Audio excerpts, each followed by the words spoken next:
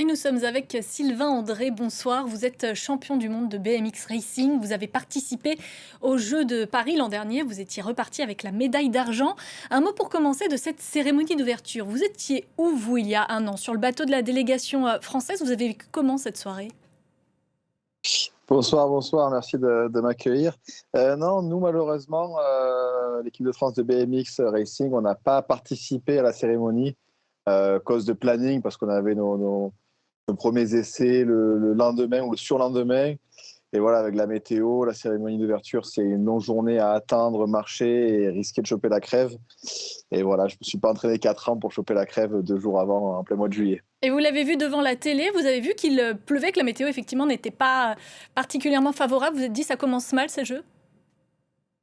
Non, non, parce qu'après, ouais, il peut pleuvoir, il peut pleuvoir au mois de juillet. Puis à la limite, s'il pleut le jour de la cérémonie, peut-être qu'il pleuvra pas le jour des compétitions. Et ouais, finalement, c'est comme tout. C'est comme un mariage, une compétition, une cérémonie d'ouverture, bah, qui pleuve, qui vente ou qui neige. À la fin, la magie est toujours là. L'une des images, magiques justement de ces Jeux, c'est, ce triplé historique que vous avez réalisé avec, Joris Daudet et Romain Mathieu, un podium 100 français. Ça a une saveur particulière de pouvoir, célébrer son sacre avec 2 de ses compatriotes?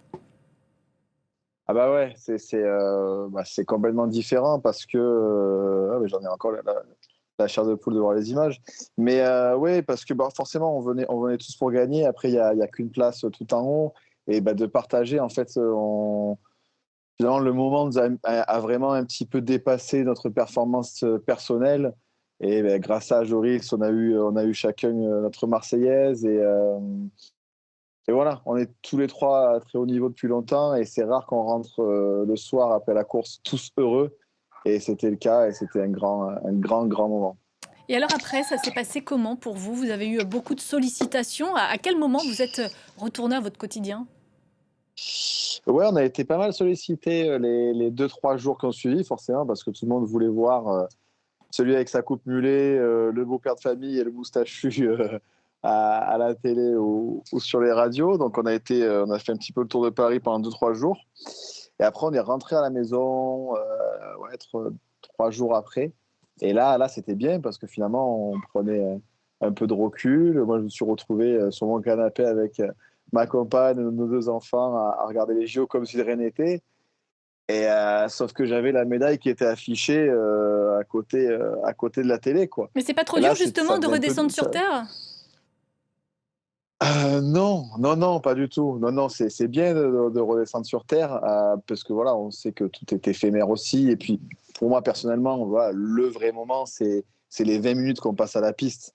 Après, voilà, après, ça reste une course de vélo. Le soir, j'ai envie de savoir si les enfants se sont bien endormis, etc.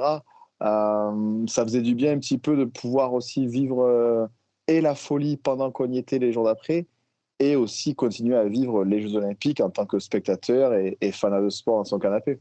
Est-ce qu'il y a eu un avant et un après Jeux de Paris 2024 pour vous? Ça a ressemblé à quoi cette, année qui vient de s'écouler?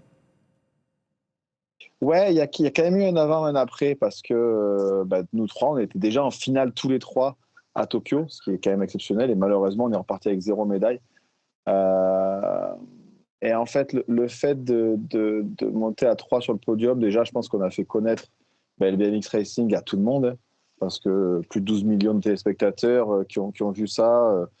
Ceux qui l'ont pas vu ont entendu parler. Le fait qu'on soit 3, ça a encore fait plus parler du BMX. Donc surtout pour ça, oui, pour ça que pour la discipline vraiment qu'il y a eu un avant, un après.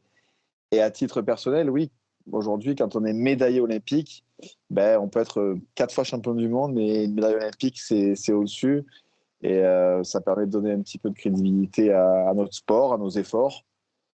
Et c'est bien, c'est bien, Et c'est bien pour nous les athlètes, c'est bien pour le sport. et les sponsors, ils vous courent après maintenant ou ça reste toujours, un moment délicat de devoir démarcher? Non, non, les sponsors, ils nous courent pas après, ils ne couraient pas après avant, ils ne nous courent pas après maintenant. Après, moi, j'en étais un petit peu conscient aussi parce que le marché, le monde économique, c'est pas le monde des Jeux Olympiques. Déjà, forcément, il y avait beaucoup d'efforts qui avaient été faits pré-Jeux Olympiques qui n'allaient pas continuer. Et Moi, ça me paraissait déjà logique. Euh, donc ouais, c'est dommage parce que ça n'a pas créé un engouement. Finalement, ça n'a pas vraiment changé les choses. Et C'est sur le, voilà, on pouvait s'y attendre, mais ça n'a pas changé tout. et sur le plan sportif, vous avez changé d'entraîneur après les Jeux Olympiques. C'est une conséquence directe des Jeux ou pas du tout? Très belle information. Non, non, pas du tout. Non, je me suis pas dit, tiens, on a fait deuxième, t'es mauvais, je te jure. Non, pas du tout. C'est qu'avec avec mon entraîneur, avec Nico, ça faisait quasiment 10 ans qu'on était ensemble. Et voilà, je voulais juste un petit peu changer, commencer quelque chose de nouveau. Ça rafraîchit aussi. J'ai 32 ans, on dirait pas. Donc voilà, un petit peu de sang neuf pour une année post-olympique un peu plus tranquille, histoire de repartir à Los Angeles à fond. Ah bah, c'est ma question suivante, justement. Le prochain objectif, donc, c'est bel et bien Los Angeles 2028? Oui, oui, parce que quand on a goûté à une médaille olympique, ben, la première chose qu'on veut, c'est regoûter à ça. Même si je pense en étant réaliste, on revivra peut-être jamais ce moment. Peut-être que si je gagne à Los Angeles, je ne revivrai pas des moments comme on a passé. Mais en tout cas, peut-être ça, j'essaierai de m'en rapprocher. Et puis voilà, c'est aussi un objectif à moyen long terme qui permet de rester motivé, de rester à fond. Et voilà, Los Angeles et le BMX, il y a quand même une histoire. C'est Et, et, là-bas que notre sport est et né, cette donc fois, c'est la médaille c'est d'or que vous magnifique. convoitez? Ouais, bah tant qu'à faire, à y aller.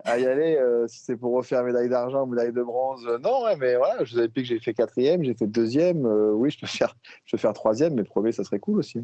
Faudrait que je demande à Joris si c'est cool. Je C'est pense tout que ce c'est qu'on cool. vous souhaite, en tout cas, Sylvain André. Merci beaucoup d'être intervenu sur l'antenne de France 24.